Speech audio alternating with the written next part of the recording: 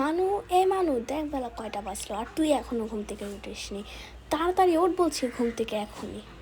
ধ্যাত, সকালবেলা মানুষ উঠে কত ভালো কাজ করার জন্য, আর আমি উঠি মায়ের মুখ খাওয়ার জন্য।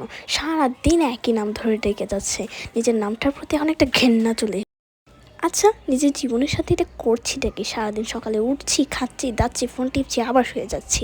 এভাবে কিভাবে হব আমি বড় বিজনেসম্যান?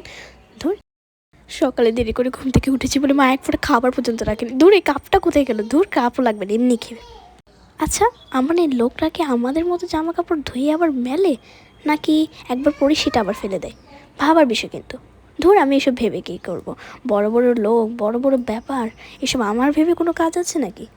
আরে কত সুন্দর পাখি, এটার একটা ছবি তুলি। না না, ছবি তুলতে গিয়ে যদি চারতলা বিল্ডিংয়ের উপর থেকে আমার মোবাইল পড়ে যায়? কোন মহাপুরুষ যে পড়াশোনা স্নান করা আবিষ্কার করেছিল, পেলে না পুঁতেই দিতাম একদম।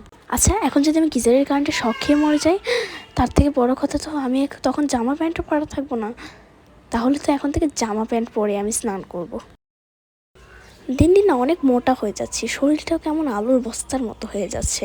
না না, এখন থেকে আমি জিমে যাব, আর আমাকে আলু থেকে ফ্রেঞ্চ ফ্রাই হতেই হবে।